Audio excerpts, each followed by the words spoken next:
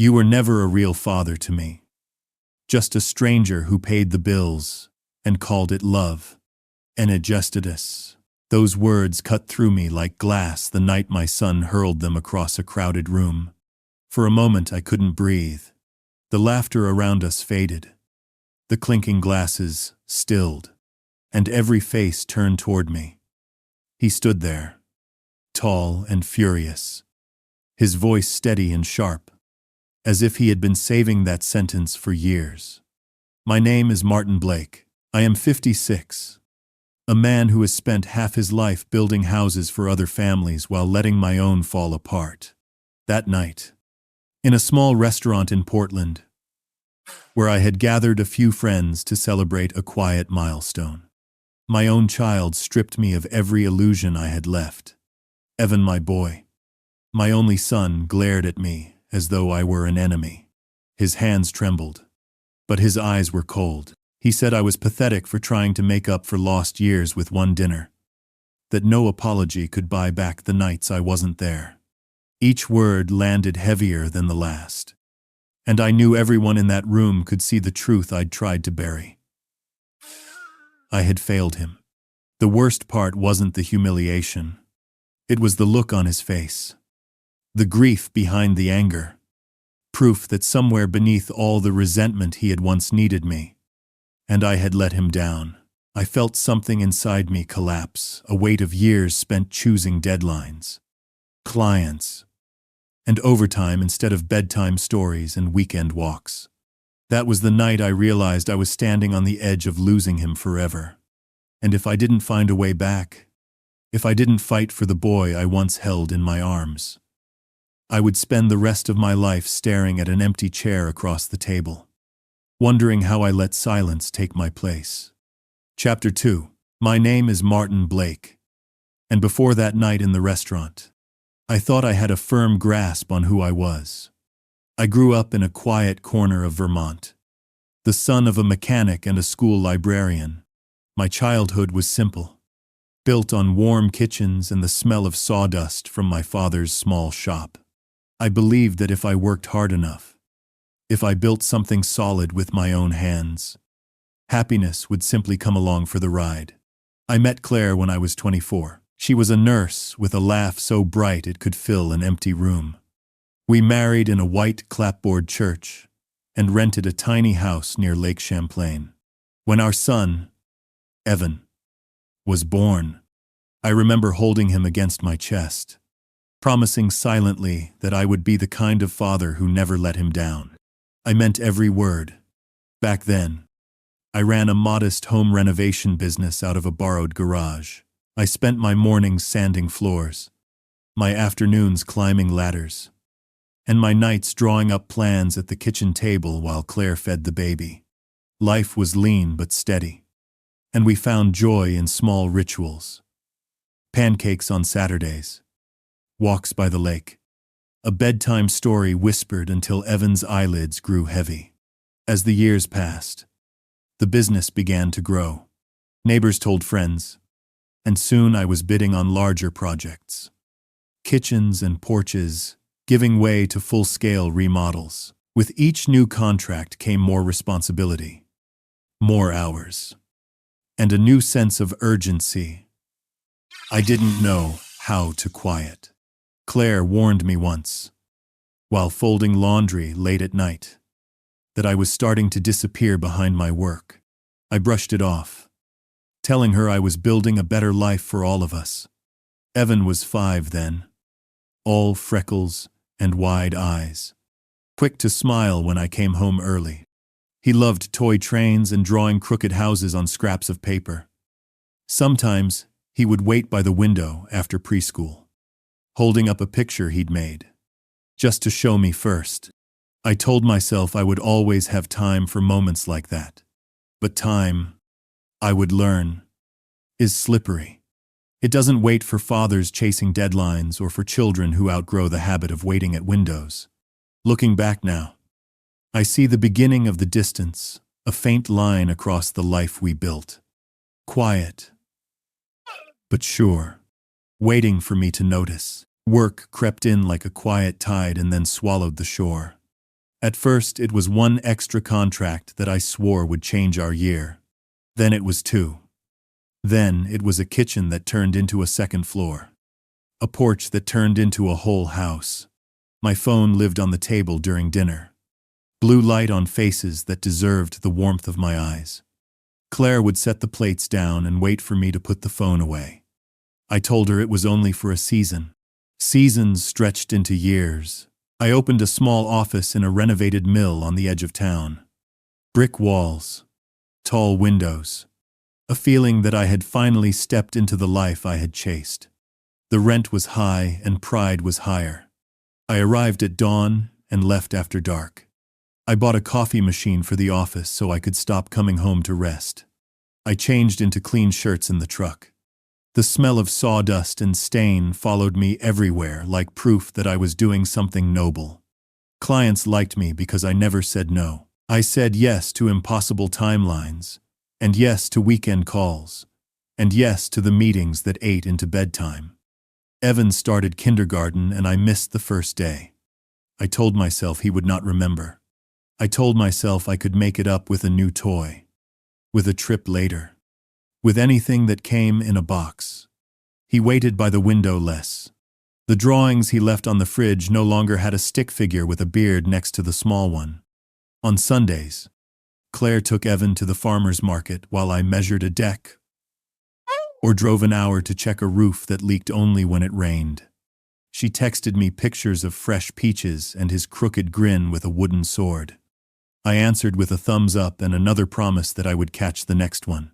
By the time I pulled into the driveway, he was asleep in the back seat and she was quiet in the front. Quiet is heavy when it comes from a woman who used to fill the room with a laugh. One night I came home and found a casserole on the stove with a note under the magnet. Heat at 3:50. We ate at the counter without talking and I noticed the clock. It was 8. Evan's bedtime was 8. He hugged me with one arm and padded down the hall in socks that were too small. I stood there with my fork in the air, caught between hunger and shame, not sure which to feed first. Claire tried to tell me in gentler ways before the sharper words came. She would ask me to take Friday afternoon off to watch the soccer game. I would agree, and then call an hour before kickoff to say the supplier made a mistake or the inspector was late or the crew needed me. Sometimes those things were true. Sometimes I hid behind them because it was easier than admitting I had forgotten what mattered. Evan learned practical things from me because he had to. How to tap a nail back into a loose step so it would not catch a sock. How to jiggle the back of the toilet tank when it ran in the night. He learned less tender things from my absences. How to sit at the edge of a room and not ask for attention. How to fold disappointment into a joke so it hurt less when it landed. We moved to a larger rental to be closer to my jobs. The new place had a garage, and I filled it with lumber racks and tool chests. I told Evan not to touch the saws, but he could have the corner with the workbench. He lined up toy cars between my clamps and called it a racetrack. I told myself that counted as time together. He breathed in the smell of glue and oil, while I answered emails 12 feet away and felt like a provider. The first real fracture showed up on a Saturday in mid-fall. Evan's class held a harvest day where each kid stood on a small stage and read a poem they wrote. I circled the date on the calendar. I set 2 alarms. I put the script in my jacket pocket and practiced the right nodding face in the mirror. The morning of the reading, a client found mold behind a wall we had opened. I told myself it would be an hour. It took 5. I arrived at the school gym while they folded chairs. Evan stood by the door with his paper rolled tight in his hand. The edges were crushed where he had squeezed it waiting. I told him I was sorry. He said it was fine and he meant he did not want to talk. That is a language children should never have to speak. After that, Claire stopped reminding me of dates. She told me once, "My reminders feel like invitations to be disappointed. If you want to be there, you will be." I said I did. She nodded and went back to washing dishes she had already washed once. Evan stayed up late sometimes to draw by the kitchen light. When I asked what he was making, he said a fort. It had thick walls and only one little door. Money did what money does. It hid the cracks. We bought a reliable second car. We replaced the couch.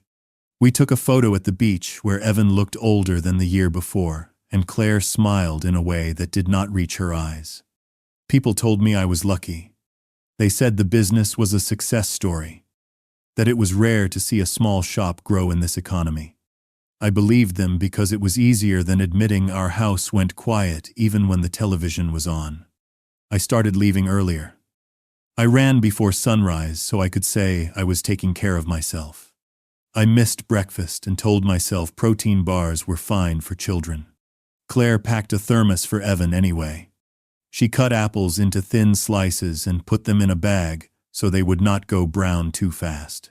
She left the bag on the counter where I would see it and feel the kind of small ache that you carry to the truck and try to ignore. At night, I lay in bed and scrolled through photos of tile patterns and fixtures. I dreamed about the next big job that would settle everything. When I closed my eyes, I saw level lines and square corners and invoices paid on time. I did not see what was right next to me. A woman turning her back to sleep as far from me as the mattress allowed. A boy who kissed the air near my cheek because he had learned to aim for the space where I might be. Looking back, I can map the distance like studs behind drywall. Every choice set 16 inches from the last.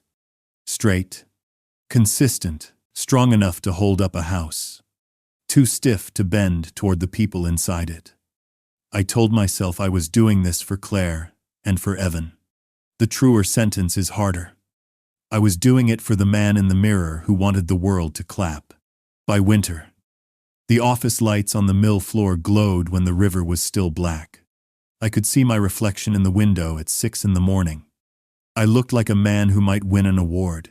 I did not look like someone who remembered the way his son's hand feels in his palm when they cross a street. Claire sent one last text. That season. It said dinner at 7. We will eat without you if you are late. I was late. They ate without me. The plate she wrapped for me tasted like the end of something I had no courage to name. One night, as I locked up the shop, I heard laughter from a restaurant across the parking lot. It sounded like ours used to sound. I stood there in the cold with keys in my hand and realized that if you do not go home enough, the idea of home becomes heavier than the door. I warmed my hands on the hood of the truck and drove back to a house where the porch light still came on for me. It is a particular kind of mercy to be welcomed by a light you did not earn. I wish I could tell you that I turned the wheel then. I did not. I told myself spring would be better. Spring came with rain and contracts and inspections. The distance did not announce itself with a crash. It grew quiet and patient and sure. The boy who once raced to the window learned not to run. The woman who once waited in the doorway went to bed on time. I kept building for strangers.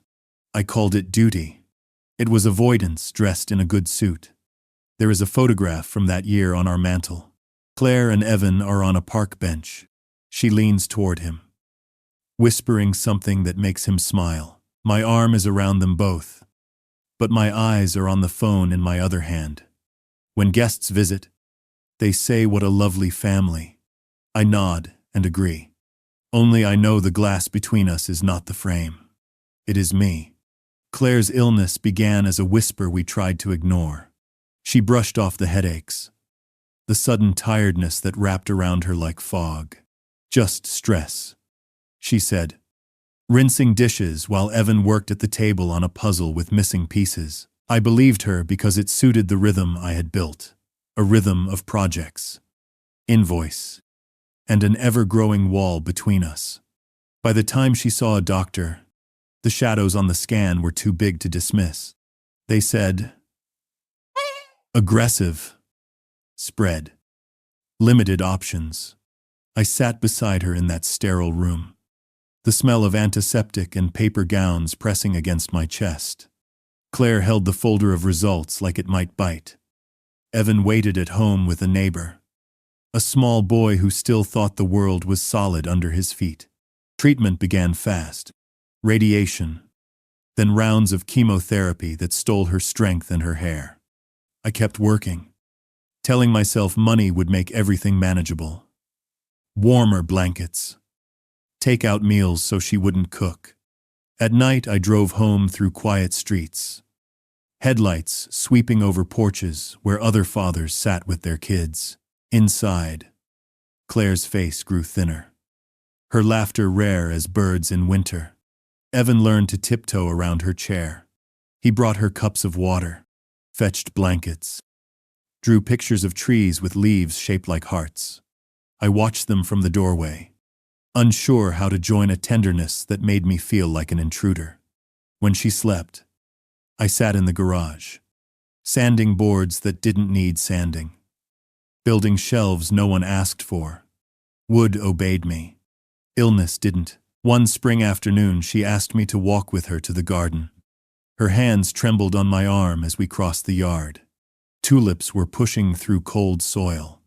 "Promise me," she whispered, eyes fixed on the flowers. "If I can't be here, you'll stay present for him. Don't disappear behind work." "Martin." I nodded, ashamed of how far I already had. Her decline quickened. Hospital rooms replaced our living room. Machines hummed through nights. I spent answering clients instead of holding her hand. Evan began to sit closer to her bed than I did. When nurses asked questions, he looked at me for answers I didn't have. One evening, she motioned for me to lean near. "He's watching you," she murmured. "Teach him how to stand steady when life breaks." Oh, the last week was a blur of antiseptic and prayers whispered under breath. On her final morning, sunlight lay across her pillow. Evan held her fingers, small inside his own. I arrived late, slowed by a call about a roof collapse. She was already gone when I reached her side. Evan didn't cry at first. He stared at the window as if she might step back through. We buried her under a line of maples on a hill outside town. People said kind words, pressed hands into mine, then drifted away. Evan clung to my sleeve, eyes wide and dry. I promised him and the stone above her name that I would protect what was left of us. But grief has a strange gravity. Instead of pulling me closer to my son, it dragged me into work, into the only place I still felt capable. Nights grew heavy with silence. Evan stayed in his room, sketching castles on notebook paper. Doors locked tight. I sat alone at the kitchen table, staring at the chair she used to fill, wondering how a man can build walls for a living, yet never notice the ones rising in his own home. Years slid by after the funeral. First, like rain on a window, then like snow that refused to melt. Evan grew tall and quiet. His voice dropped and his eyes learned a way of looking past me that felt like a door closing without sound. I tried to keep up with his life by watching the calendar on the fridge. Parent nights, chorus, concerts, school conferences. I circled dates and promised myself I would arrive on time. Most nights I did not. On his first day of middle school, I woke early and made scrambled eggs that turned rubbery in the pan. He came to the kitchen in a hoodie that swallowed his shoulders and said he was not hungry. I handed him a note I had written on a torn receipt. It said, "I am here if you need me." He folded it without reading and slid it into his pocket. That pocket carried the note for months. I found it later in the wash. Ink blurred into a soft blue cloud. People told me grief would loosen its grip if I kept busy.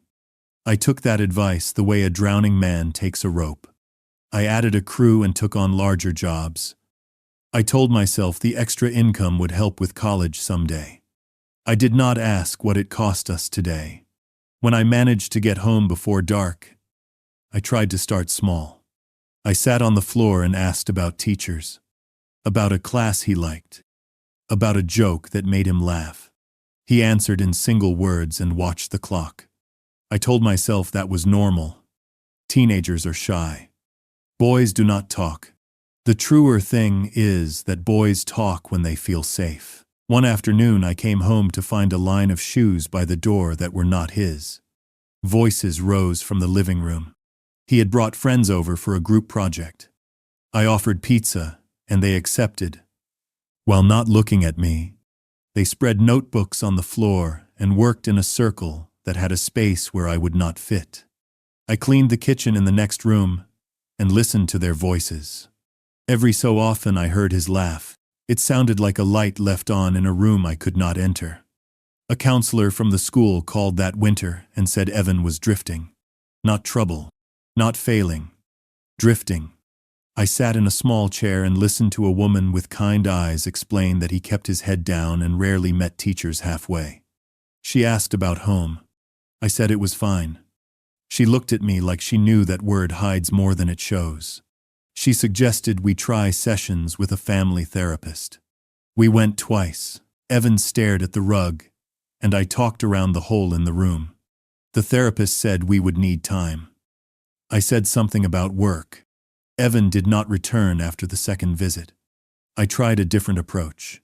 Work with my hands had always been the way I made sense of chaos. I invited him to the shop on Saturdays. I promised to teach him how to bend steam into a curve for a chair rail, how to sand until a board felt like water. He came once and sat on a stool while I spoke to the air. I showed him how to mark a line, and he nodded without touching the pencil. When the clock hit noon, he said he had plans and left with the sawdust still in his hair. He started drawing again that spring. I found a sketch taped to his wall of our old kitchen with Claire standing at the sink. She was turned half away and smiling toward a space where a man should be. In the drawing, the space was empty. I bought him an expensive set of pencils I could barely afford. He thanked me with careful manners and set the box on his desk. He used his old stubby pencil that night and left the new set unopened. The message was simple. He wanted time, not tools. I tried to give time in shapes that looked like mine. Road trips to job sites, breakfast at diners near supply yards. I told stories about clients and crooked walls and the way a beam will complain if you move it too fast. He stared out the window and counted train cars. Once, in a booth with cracked red vinyl, I asked what he wanted most. He said, silence.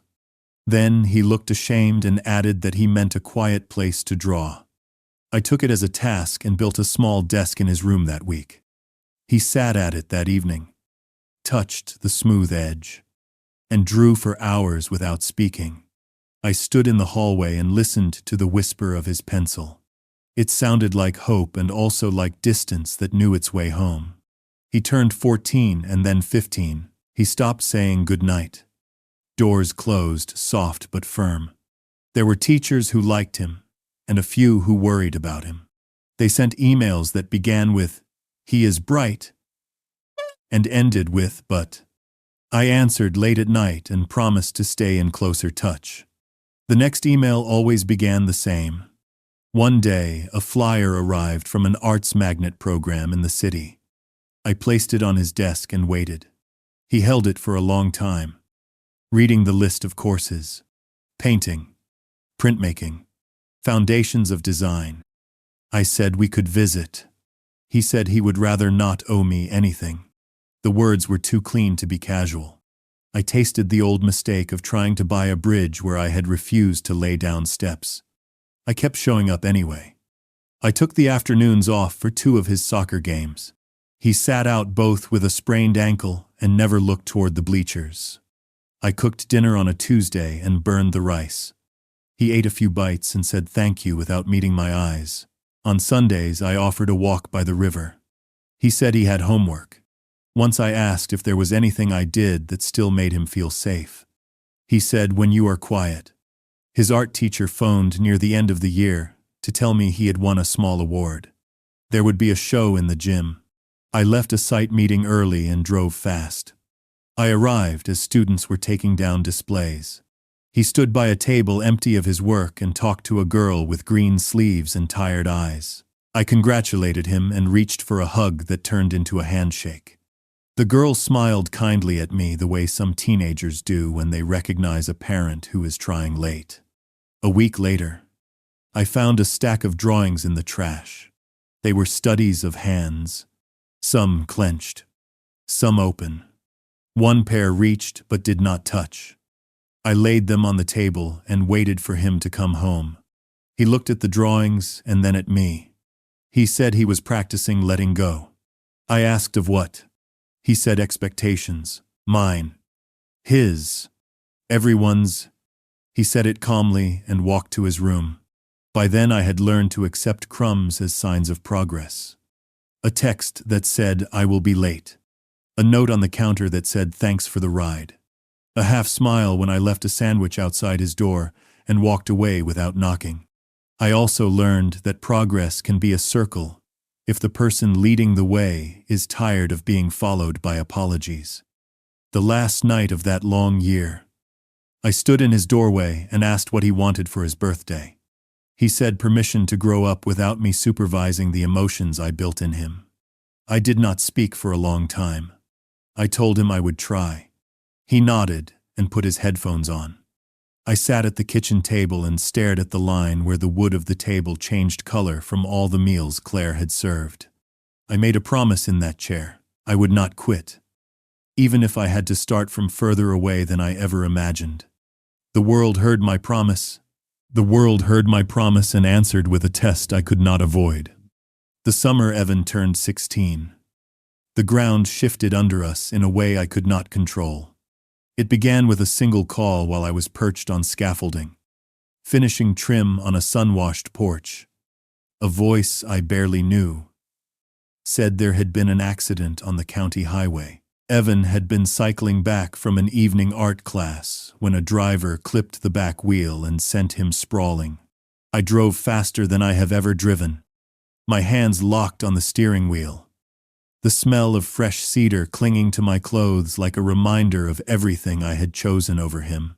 At the emergency room, harsh fluorescent light burned the edges of the hallway. A nurse led me to a curtained bay where my boy lay pale and still. An IV dripping above his head, the doctor explained that his shoulder was fractured. 2 ribs cracked. A mild concussion likely. He would recover. But rest and therapy were essential.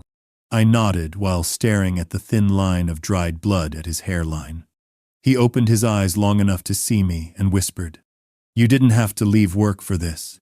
The words were quiet but sharp. A mirror of every absence I had offered in place of presence.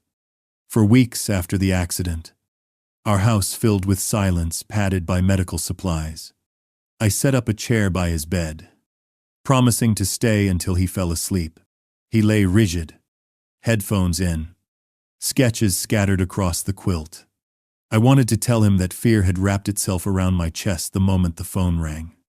That nothing on a job site could matter more than his breath steadying in that hospital room. But my throat held only apologies shaped like air. Bills and deadlines kept clawing at the edges of those days. Clients still expected blueprints. Crews waited for direction. I tried to split myself in 2 half-father, half-contractor, and failed at both.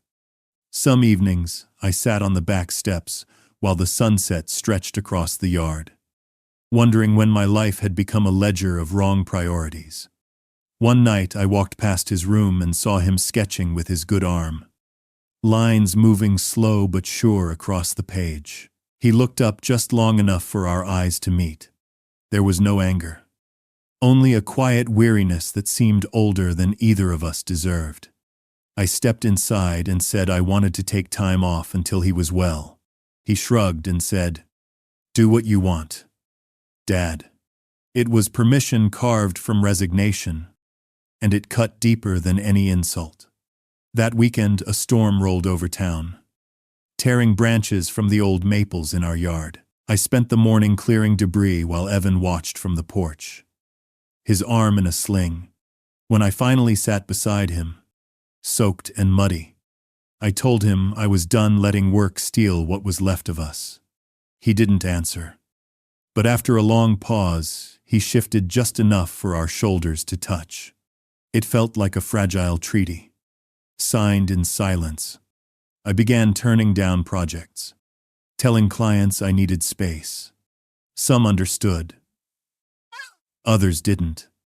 For the first time, their opinions mattered less than the boy down the hall trying to heal from wounds I couldn't see on any X-ray. I promised myself that if another storm came, I would already be home, waiting to keep the pieces from scattering. After the crash, I thought everything between us might soften. But distance has its own memory. Evan moved carefully through the house with his arm strapped close to his chest, speaking little, watching me as though waiting for proof that my promises meant more than air. I knew words would not be enough. I needed to build something truer than speeches, something steady he could lean on. So I began where I understood best, with work. Not the kind that had stolen me from him, but the kind that shapes a man from the inside out. I set aside contracts and spent mornings in the kitchen, fumbling with recipes I barely remembered. Pancakes slid from the pan in lopsided heaps. Coffee burned black on the stove. Evan smirked once, the corner of his mouth twitching before he hid it behind his glass of juice. That half-smile was more reward than any check I'd ever chased. I tried to carve time into the bones of each day. We sat on the porch after therapy sessions, the scent of wet grass rising around us. I asked about sketches, about songs he liked, about the things that shaped his quiet. Sometimes he answered. Sometimes he just let the evening speak for him.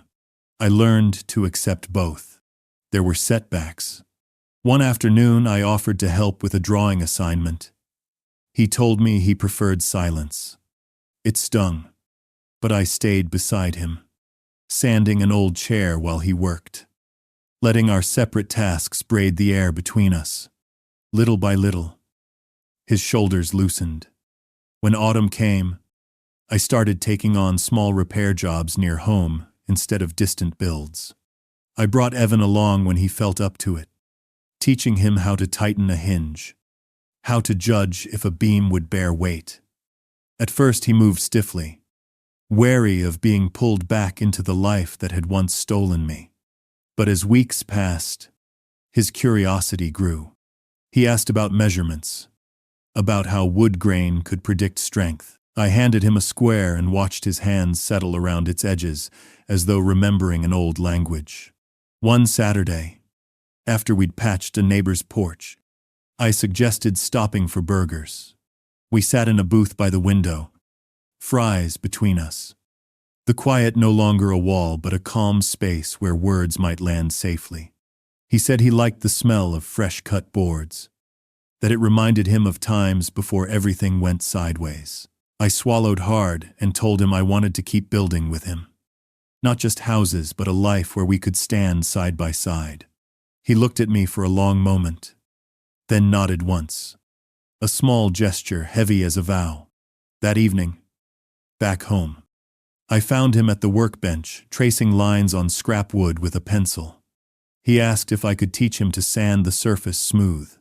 I showed him, guiding his hand in slow circles until the grain gleamed under the shop light. For the first time in years, I felt the room fill with something warm and alive, a sense that we had started to rebuild, not only a chair or a desk, but the fragile bridge between a father and his son. Progress is shy. It steps forward, then startles at its own courage and hides again. After those warm weeks in the shop, Evan retreated. He kept the door half closed and his headphones loud. When I asked if he wanted to help plane a board, he said later.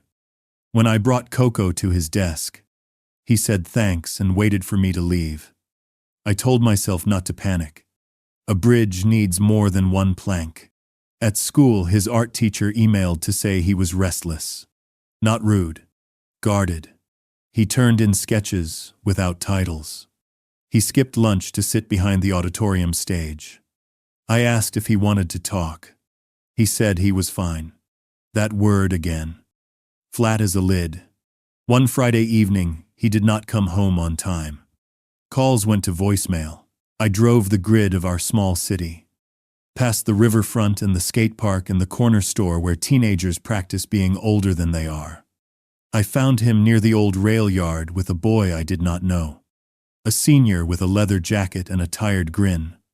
They stood under a bridge where concrete columns wore layers of paint from 100 restless nights. Evan stiffened when he saw me. The older boy raised both hands like a referee. He said the wall already had tags on it, and they were only sketching ideas. There was no spray paint in their hands. But a backpack bulged at the boy's feet. I felt heat rise behind my eyes. I wanted to lecture, to seize the bag, to demand names and answers. Instead, I spoke as evenly as I could. I told Evan I was taking him home. The older boy smirked and said, "Sure, boss." I asked his name. He said Nolan, and walked away with the backpack. Evan said I had embarrassed him. He said I was making a scene out of nothing. I said I was scared of losing him to someone else's dare. We drove home in silence that felt stitched shut. 2 days later, the principal called. There had been fresh graffiti on the back wall of the gym. A careful design signed with a small raven in the corner. A custodian had seen 2 figures run. One had worn a sling on his arm. Evan's face went white. He said the sling detail was old. He had not worn it in weeks. I believed him. But belief does not erase suspicion. We went to the school together. The mural was bold. Layered blues and quick black lines. The kind of image that wants you to stare. The raven looked like a private signature. The art teacher stood beside us with her hands in her pockets. She said Evan's style had more patience in the lines. She said she had seen ravens in his notebook once, and that maybe someone borrowed an idea that was never a gift. She asked if anyone had seen Nolan. No one had. That night, Evan sat at the table and did not draw. He said Nolan had asked to see his sketchbook at the rail yard. He said he had flipped pages without thinking. Proud for a moment that someone older cared. He said Nolan had laughed and said, "This bird is clean. Mind if I try something with it?" Evan did not answer then, which Nolan took as permission. I asked my son why he had not told me sooner. He said he did not want a rescue that came with a speech. The next afternoon, I drove to the weekend street market by the river. A place where teenagers sell stickers and prints beside jars of honey and handmade soap. Nolan was there with a folding table and a neat stack of glossy raven prints. He wore the same jacket. His smile was easy. I bought one and asked who made it. He said a collective. I said my son's drawing did not belong to a collective. He stared at me and then at the gravel by his shoes. He said it was just a bird. Anyone could draw a bird. I told him anyone could. But not like that. I kept my voice even. I asked if he would come talk to the principal with us. He said no thanks and turned away. I could have argued in public. I could have called the police about the gym wall. Instead, I took the print home and showed it to Evan. He held it carefully like evidence that hurt to touch. He said he did not want a fight. He wanted his work back and his name left alone. The next week, we met with the principal and the art teacher. I asked for a chance to fix what could be fixed without shoving a kid into trouble that would follow him for years. The principal was wary. The art teacher watched Evan's hands. Finally, she said, "Let them paint the back wall when the weather clears." Something the whole school can own. If Nolan helps and admits what he took, we can close the chapter without writing it in ink. It rained for 3 days. On the 4th, we stood behind the gym with buckets and rollers. Nolan showed up late with paint on his knuckles and a tight mouth. He did not look at Evan. I set a drop cloth and spoke to the wall like it was a person who needed calm. We painted over the raven first. A slow erasure that felt like forgiveness if you squinted. Then I stepped back and let the boys work. They sketched a new design in chalk. Not a bird, a river that ran across the cinder blocks, carrying small boats with names tucked on their hulls. Teachers, custodians, kids who never make headlines. Evan drew little windows in the boats, and Nolan shaded the water until it seemed to move. They did not speak for a long time. When they did, the words were small and practical. Here. There. Lighter. More. By dusk, the wall glowed. Students had drifted out to watch. A few clapped. Nolan stood with his hands in his pockets and said he was sorry without quite meeting Evan's eyes. He said he had been jealous of how clean Evan's lines were. He said it took him a second to realize stealing a style is stealing a person. Evan nodded once. He said not to use the Raven again. Nolan said he wouldn't. We cleaned brushes in a bucket under the spigot and loaded gear into the truck. Before he left, Nolan turned to me and asked why I had not made this uglier. I told him I was tired of teaching boys that punishment is the only way men learn. He looked like no one had told him that before. At home, Evan taped the first draft of The River to his wall. He ate 2 bowls of pasta and then sat at the workbench. I asked if he wanted company. He said yes, but quiet. I sanded a piece of cherry until it shone and watched him draw the curve of a boat with a window shaped like an open door. For the first time, his shoulders did not look like they were carrying a weight I could not name. The next morning, the principal sent a photo of the mural in the early light. The river looked like it was going somewhere good. She wrote, "Thank you." I texted back that the boys had done the work. She replied that sometimes the work a father does is to hold the ladder and keep his voice soft. That evening, Evan placed the Raven print in my hands. He asked me to keep it so he would remember what not to do with his own hunger. I slid it into a folder in the back of the closet. Some reminders are better hidden, but not thrown away. We were not fixed. Not yet. But a door had cracked open, and I could see a narrow hall beyond it. My job was simple and hard. Show up. Keep showing up. Speak less. Listen more. When trouble came, I would not reach for speeches or rage. I would reach for the bucket and the brush. Winter pressed in early that year, heavy with gray skies and the smell of damp wood. Evan had settled into a fragile calm after the mural, but I could see how easily a gust might scatter the pieces. He was 17 now, moving through the house with the quiet of someone older than his age. Some nights he sat at the workbench, sketching small boats. The same ones that sailed across the school wall, their windows still shaped like doors. Other nights he drifted toward the wrong corners of town, where kids gathered under neon lights and promises of belonging. One Friday, a call from the sheriff's office froze the air around me. They said there had been trouble behind an abandoned feed store on the outskirts of town, a fight. A bottle smashed. Someone hurt. Evan's name was on a list of kids they wanted picked up before things turned worse. I drove through falling snow, my headlights cutting pale tunnels in the dark. I found him near a patrol car, cheeks flushed from cold and anger. An officer explained that Nolan and 2 others had been drinking, showing off with old crates and a cheap lock. When the padlock refused to break, someone shoved someone else, and Nolan fell hard, splitting his brow. Evan hadn't thrown a punch, but he had been there when the glass cracked. When the shouting started, that was enough to place him in the story. I thanked the deputy for calling me first and promised to handle the rest. On the ride home, Evan stared at the windshield, jaw tight. I asked if he was hurt. He shook his head. I asked if he wanted to talk. He said no. Then, after a pause, I should have left sooner. And, at home I made tea neither of us drank. We sat at the table with the storm pressing against the windows. I told him that life will always have people who invite you to stand close to trouble.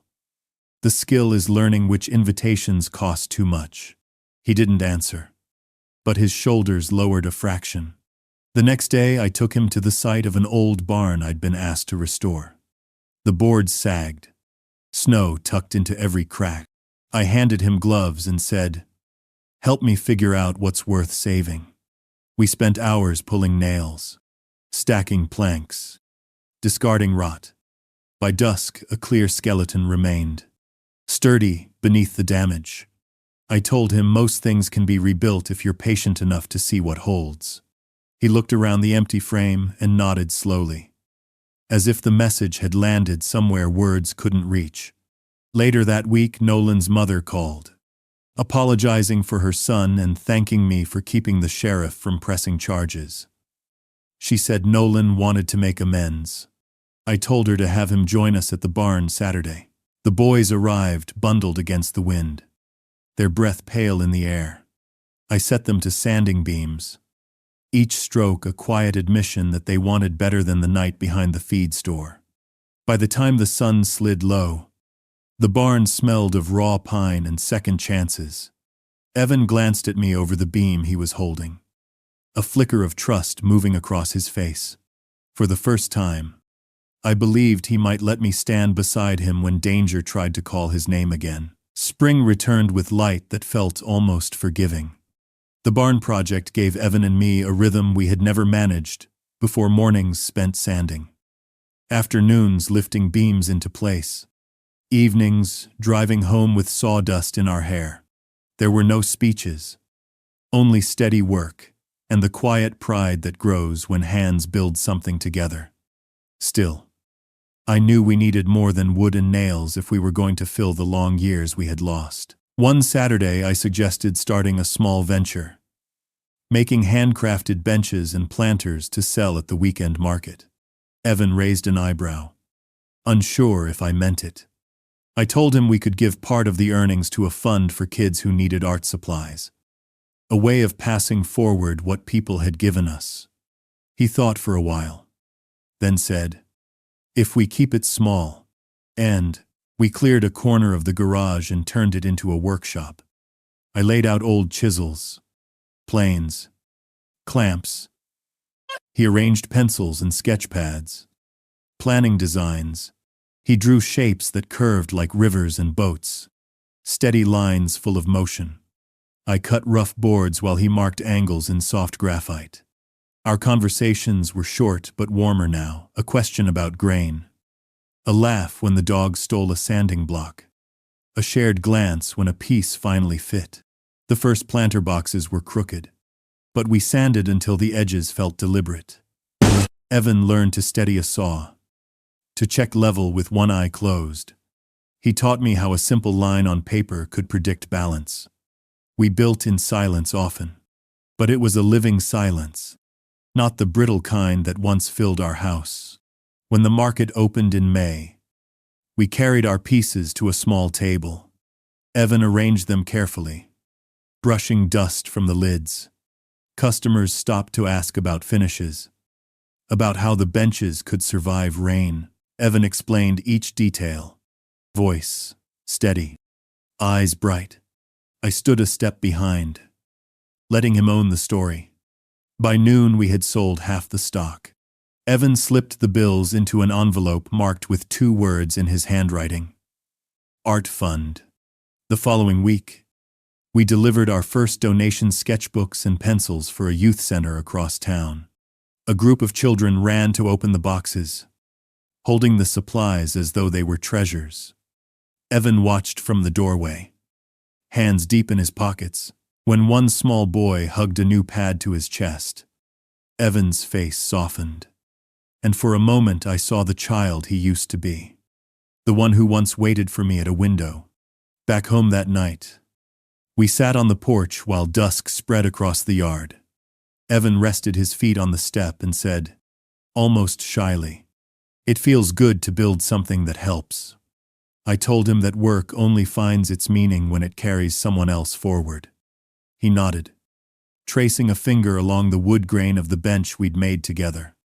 The air smelled of cut grass and warm pine. For the first time in years, the quiet between us was complete, not empty, not waiting to be filled, but whole. I realized that what we were shaping went far beyond a business or a craft. We were shaping a life built on presence, on choosing each other again and again. One board, one sketch, one patient moment at a time. The letter found us on a quiet Sunday afternoon. Rain softened the street. The house smelled like coffee and cut pine. I was clearing a shelf in the hallway when a slim envelope slid from between two old photo albums and landed at my feet. The paper was pale blue. My name sat beside Evan's in Claire's careful hand. I stood there a long time. The envelope warm in my palm. Evan stepped from his room when he heard me call. He stopped when he saw the handwriting. Something tender and afraid moved across his face. He nodded once. We sat at the kitchen table where she used to place bowls of soup and ask about our days. I gave him the envelope. He slid a finger under the flap and drew out 3 pages. He touched the crease the way a person touches a scar. Then he began to read. My loves, if you are holding this, I am where doctors cannot follow, and you must keep going without me. Do not be afraid of these words. I am with you in the rooms we built together. Martin. Breathe. Evan. Breathe with your father. He stopped and pressed his lips together. His eyes shone, but he kept reading. I know the ways we failed each other. I know the days work swallowed your father. I know the nights I fell asleep wishing he would walk through the door. I know the quiet that grew around you, Evan, and how you hid inside it to keep from breaking. I also know this man. He loves you with a clumsy, faithful heart. He does not always show it in time. He does show it for real. Evan took a breath that trembled like a loose window in wind. He passed me the page. I read the next lines aloud because my voice needed to carry what hers could not. If my body leaves before my words do, let these be the words that stay. Martin, you are more than the hours you sell. You are a father. You are a man who can learn. Go slower. Look your boy in the eyes. Hold him even when he pretends he does not need it, especially then. I swallowed and kept going. Evan, my sweet child. Love is not a performance you have to earn. It is a place you get to rest. When your father fails, tell him the truth and then give him a path back. Do not lock every door to protect yourself. Choose the door that opens to both of you. If there is anger, let it be honest and brief. If there are tears, let them come. Your tears will not break you. They will water what must grow. The words blurred. Evan's chair scraped as he stood and went to the sink. He ran water without doing anything with it. He came back and lowered himself slowly to the chair again. His thumb moved along the edge of the page as if he could keep her voice from slipping. Read the rest with me, he whispered. I set the page between us and we read together. When you miss me, do something kind with your hands. Bake bread. Fix a hinge. Sand a board until it shines. Then give it away. Let your love be useful. Let it carry someone else across a hard place. The world keeps turning even when a chair at the table is empty. Make that turn gentle for someone. There was a paragraph for each of us. Martin, forgive yourself the years you lost to fear of not being enough. You were enough when you held our newborn against your chest. You are enough when you stand at the sink and wash a dish. You are enough when you admit you were wrong and begin again. Begin as many times as it takes. Evan, forgive your father for the shape of his learning. He is trying now. I can see it from here. Let him try close to you. Not from the hallway. Ask him for help, even when you think you do not need it. You were never a burden. You were always the reason. At the bottom, in a small line that made my chest ache, she had written a simple request. Find each other in the work of being kind. Evan folded the pages as if tucking in a sleeping child. He pressed them to his chest and leaned forward, elbows on the table. His shoulders began to shake. The sound that came out of him was not loud. It was the soft, broken sound a house makes when wind finds a seam. I moved my chair and sat beside him. For a moment I did not touch him. I did not want to crowd grief that belonged to us both in different ways. Then I placed my hand between his shoulders and felt the heat of his skin through the cotton of his shirt. He turned and pressed his face to my shoulder the way he did when he was small and afraid of thunder. I wrapped both arms around him and held on. "I am so sorry," I said, "for the games I missed, for the nights I chose a client's applause over your quiet, for not seeing the wall you were forced to build." He cried harder and then steadier. Finally, the tears slowed. He wiped his face with the back of his hand and laughed a little, surprised at the sound. "It is strange," he said, "how crying can make room where I thought there was none." He picked up the letter again and touched the line about doors. "I do not want to keep you out," he said. "I just did not know how to open anything without breaking.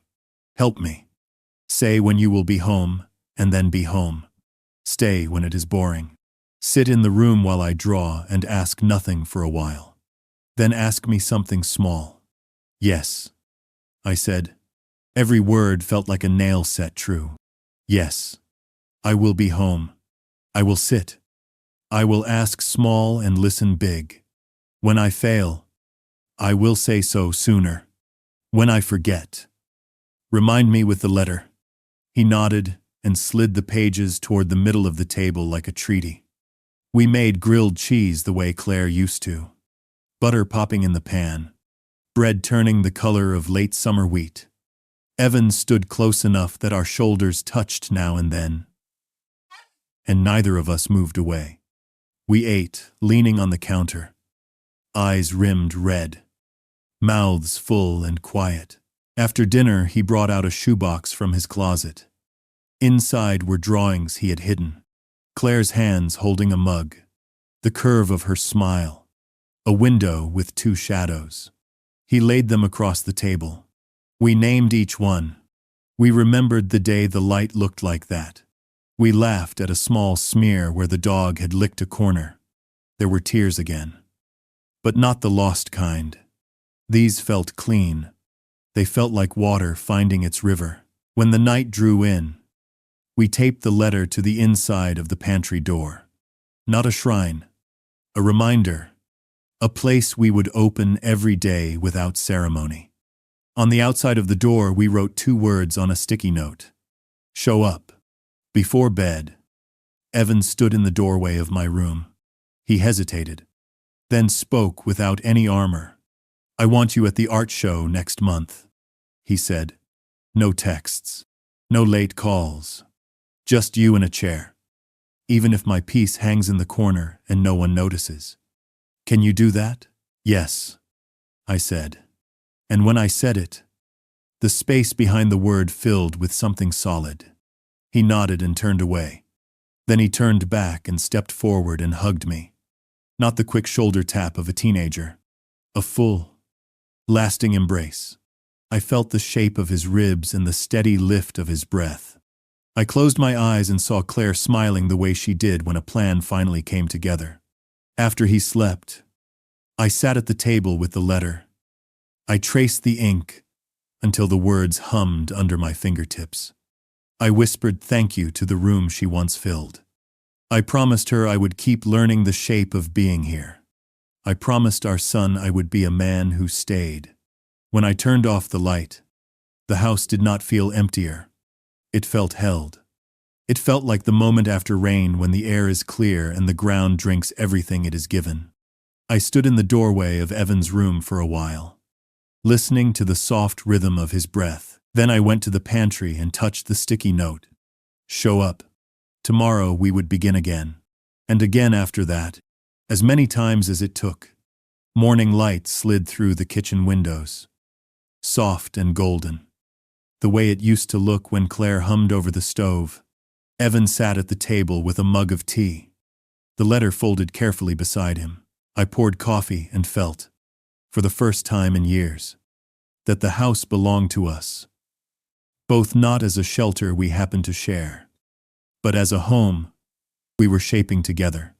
In the weeks after we found Claire's words, we practiced the promise written on the pantry door. Show up. It meant small things. Being home by dinner, leaving my phone on the counter, watching him draw without filling the silence. Some evenings we still slipped into old habits. I'd reach for work. He'd retreat behind headphones, but now we caught ourselves and began again. The letter gave us permission to forgive fast and keep building. Spring warmed into early summer. The youth market asked if we would display our benches at a charity fair. Evan agreed. On one condition. Part of the earnings would fund a scholarship for kids who wanted to study art, but couldn't afford supplies. We worked side by side, sanding planks until our hands smelled of cedar and hope. He designed a sign that read River and Hand, a name born from the mural, and the hours we'd spent learning how to hold on. The fair was alive with color stalls of flowers, bright kilts, music drifting across the lawn. Evan stood behind our table, explaining finishes to strangers, his voice steady, his eyes unafraid. I watched him speak to a woman buying a planter for her porch. He smiled, and it was open, unguarded. I felt something inside me settle. The quiet relief of seeing a boy choose to step into his own light. Later that afternoon, he tugged my sleeve and pointed to a corner tent where children painted on scraps of paper. We donated part of our sales there, and Evan offered to teach them a simple boat design. Kneeling among them, he guided their small hands, showing how a single line could carry a story. I stood at the edge, letting the sight of him alive. Patient, kind anchor every regret I had ever carried. That night, after the fair, we sat on the porch watching fireflies rise from the grass. Evan leaned back against the rail, the letter safe in his pocket. "She'd like today," he said quietly. I nodded, the ache in my chest no longer sharp, only deep and steady, like roots. "She would," I answered. "She'd be proud of you." "Innes," he looked at me for a long moment. "And you," he said, softer still. I didn't know how much weight that small sentence held until I felt tears blur the world. We sat without speaking, letting the night hold us. Before bed, I opened the pantry and touched the note. Show up. It wasn't just a reminder anymore. It was a way of living. I understood now that being a father is not a single vow made in a delivery room or beside a grave. It is a choice remade daily, as steady as breath, as fragile as trust. Evan passed by on his way to his room. He paused, then stepped close and hugged me. Not quickly, not out of duty, a full embrace, solid and warm. "Good night, Dad," he said. I watched him walk down the hall, shoulders easy, no walls around him.